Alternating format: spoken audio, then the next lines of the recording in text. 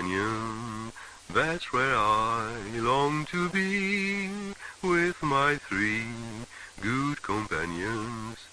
Just my rifle, pony and me. C'est pas tous les jours que je fais une vidéo en face cam, mais là c'est un peu urgent, c'est même important. Demain, samedi 22 juin, à partir de 19h30, non pas 18h30, mais 19h30, donc grosse modification, au Club de l'Étoile, à Paris, rue Troyon.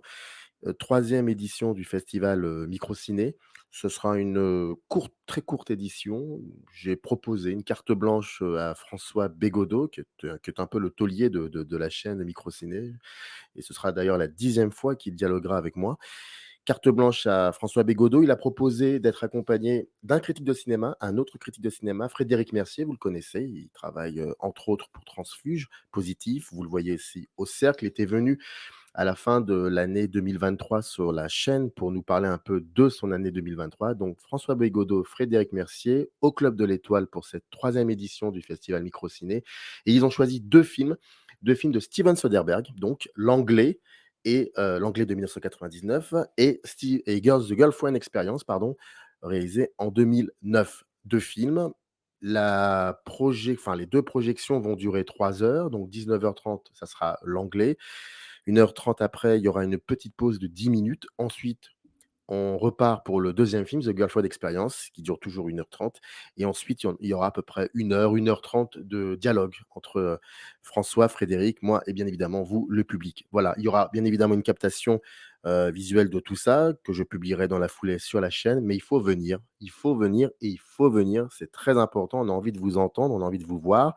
Je tiens à remercier, j'en profite toujours, Romain, Dimitri, Amine, tout simplement pour, leur confiance, parce que c'est quand même la 3e édition. Je suis très content et vous allez dans le descriptif de la vidéo retrouver le lien qui vous permet donc de réserver vos places et encore une fois, il faut venir, c'est important. De plus, on a cette possibilité de voir The Girlfriend Experience en copie 35, ce qui va être, intéressant et puis surtout ce dialogue avec François Bégodeau, Frédéric Mercier et vous et voilà. Donc maintenant c'est à vous de jouer et on va terminer l'émission sur une note très, très sympathique. Hem, un extrait, de l'émission Le Masque et la Plume.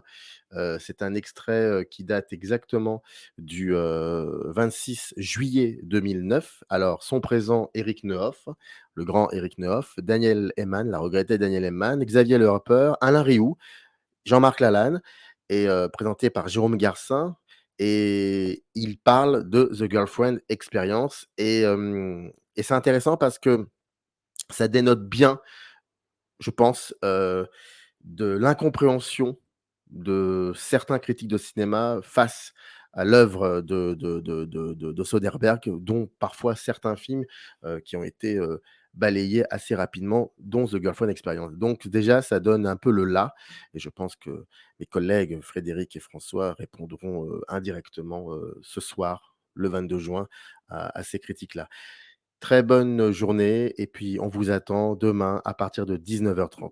Merci, c'est parti. Girlfriend Experience, le nouveau film de Steven Soderbergh, le réalisateur d'Ocean's Eleven et de Sexe, mensonges et vidéo, Palme d'Or, souvenez-vous, à Cannes en 1989. Et là, 20 ans plus tard, voici le portrait d'une call girl de luxe, Chelsea, qui est jouée par la star du X dont raffole Eric, Sacha Gray, qui offre donc à ses clients, pour $2000 l'heure quand même, outre les prestations sexuelles qu'Eric connaît, donc d'être leur compagne d'un soir jusqu'au jour.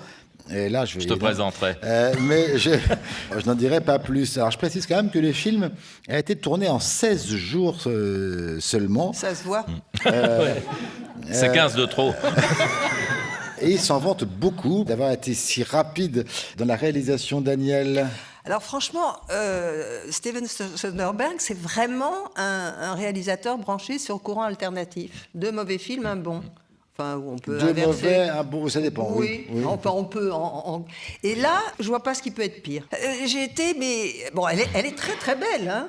Elle est très belle, la vedette du X là. Sacha Gray, qui d'ailleurs a dit qu'elle avait pris ce pseudonyme à cause du portrait de Dorian Gray, sauf que ça s'écrit pas totalement pareil, mais enfin c'est pas grave. Non, c'est écrit comme Denise Gray. Voilà, c'est ça. Et de Sacha Guitry. Alors, en plus, on pourrait attendre, pas vraiment pour moi, mais pour ces messieurs j'ai posé autour la de la question table, à- voilà, qu'on ait un petit peu les états de service de la dame. Non, on a ces états d'âme. Mais je m'en fous, moi.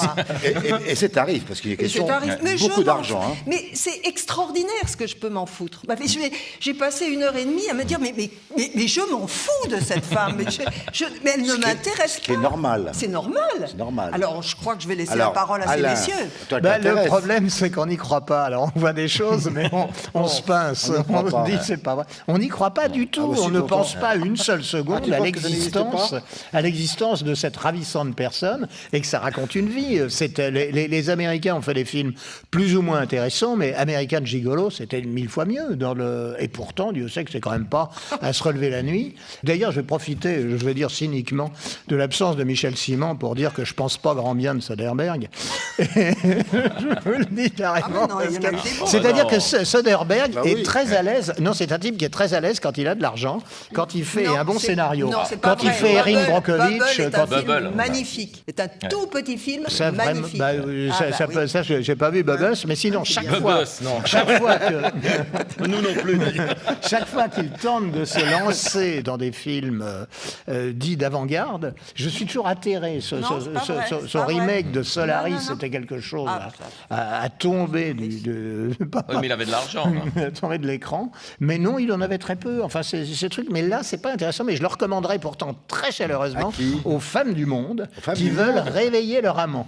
Oui, parce qu'il y a un côté Pas avec le papier film, en glacé. tout cas. Si, il y a un côté Oh, papier non. glacé là-dedans qui peut Alain. plaire. Et c'est. Fais pas ton vieux macho, non. Mais ça n'a rien de macho. Ton vieux je machin, trouve que- Oh bah si.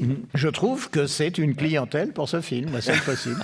Elles vont être contentes, les femmes du monde, Ah oui, vraiment. de traiter de clientèle. Eric, Quand j'ai vu qu'il y avait ce film sur la liste, j'ai cru que je l'avais pas vu. Mais finalement, si, je l'avais vu il y a 2 mois, mais tu je l'avais l'avais oublié. complètement oublié. Et je me suis dit, je vais pas y retourner quand même, parce que j'ai, comme Daniel, le souvenir d'un pince-homme absolument inintéressant.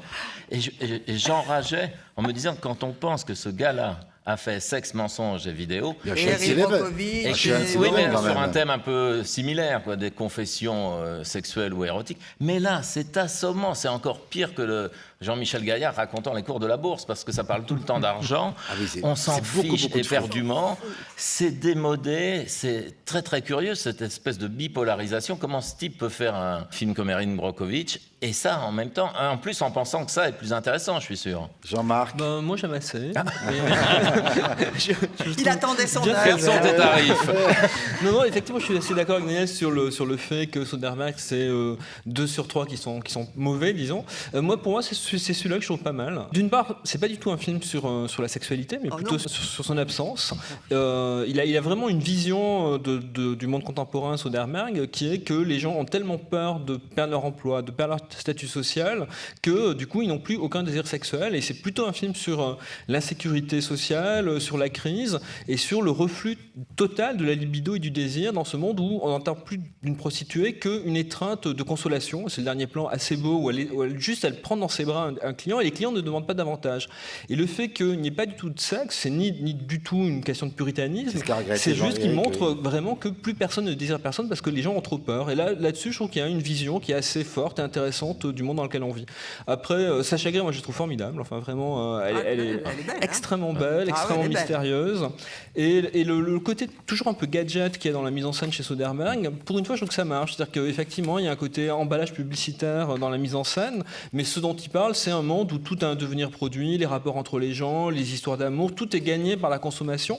Donc, je trouve qu'il y a une rencontre entre son style de super emballeur et ce dont il parle. Donc, je trouve le film intéressant. Girlfriend Experience, donc le nouveau film de Steven Soderbergh. Up arrive in the canyon.